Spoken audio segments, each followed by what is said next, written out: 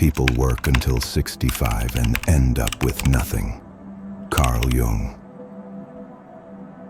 They told you to follow the path, go to school, get a degree, find a job, work hard, retire at 65, but no one told you the truth. That by the time most people retire, they're broken, physically, mentally, spiritually.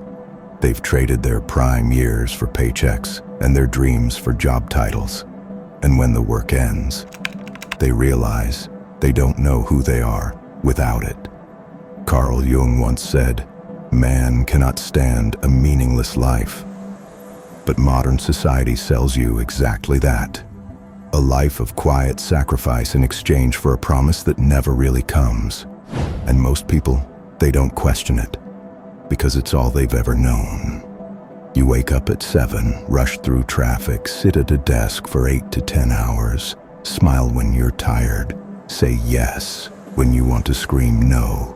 You clock out, go home, scroll your phone, and do it all again the next day. Years blur together, decades vanish, and by the time you're 65, you look back and realize you were surviving, not living. What's worse, you were sold a lie, that retirement would be the reward, that finally, at the end of it all, you'd rest, travel, feel free.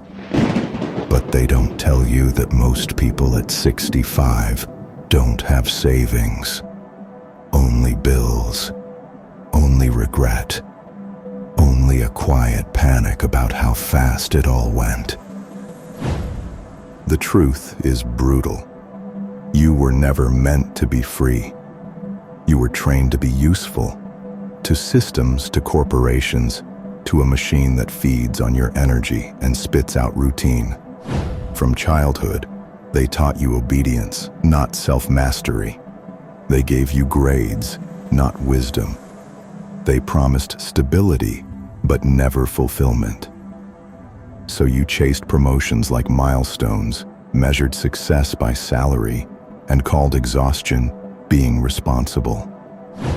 Carl Jung believed that if your outer life doesn't reflect your inner truth, you suffer. And look around. The world is full of quiet sufferers, men and women who gave everything, but never paused to ask, is this even mine? There's a hidden cost to chasing someone else's definition of success. You lose yourself, not all at once, but slowly. First your mornings, then your passions, then your curiosity, until one day you wake up numb, functioning, but not feeling, moving, but not alive. People retire with diplomas on their wall and emptiness in their chest. They have houses, but no home inside themselves. They have money, but no memories worth keeping, because they spent their best years postponing joy, sacrificing meaning for stability that was never guaranteed. Jung warned, a man who hasn't lived his own life becomes bitter, restless, dangerous to himself and others.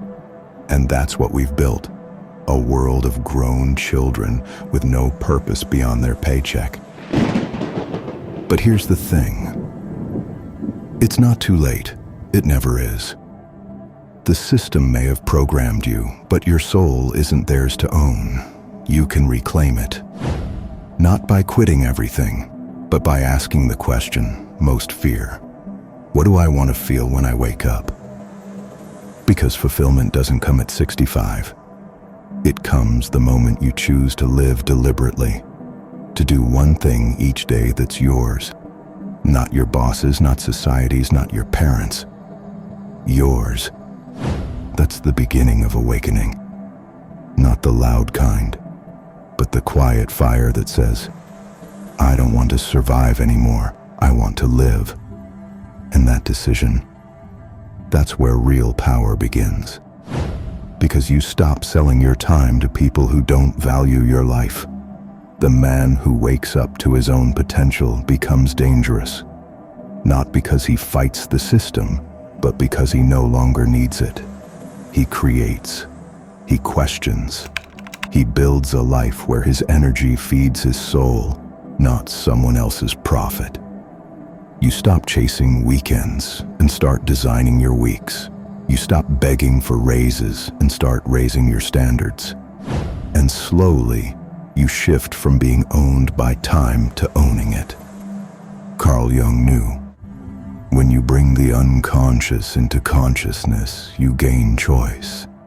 And that choice, to live by design, not default, is the rarest form of wealth. Not money, but meaning. Not comfort, but clarity. The tragedy isn't working hard. It's working hard for something you never wanted. Most people don't burn out from effort. They burn out from emptiness. They climb ladders leaning against the wrong wall. They build a life that looks good, but feels hollow. You were meant for more than that. You weren't born to be a cog in someone else's dream. You were built to explore, to question, to feel deeply, to leave a mark. But you can't do that if every hour of your day is already sold. So what do? You start small. You reclaim your mornings. You protect your focus. You invest in meaning, not someday, now, because every day you wait is a day you could have been free. At the end, no one remembers your job title. They remember your energy, your presence, your courage to live differently. And that begins the moment you stop asking, "What should I do with my life?" and start asking, "What must I stop doing that's killing my soul?" Carl Jung said, "The privilege of a lifetime is to become who you truly are." But that privilege requires rebellion, not the kind that screams in the streets, but the kind that quietly walks away from what's no longer aligned. So choose now. Don't wait for permission. Don't wait for retirement. Don't wait to feel ready. Because this life, your real life, doesn't begin at 65. It begins the moment you stop sleepwalking and start waking up.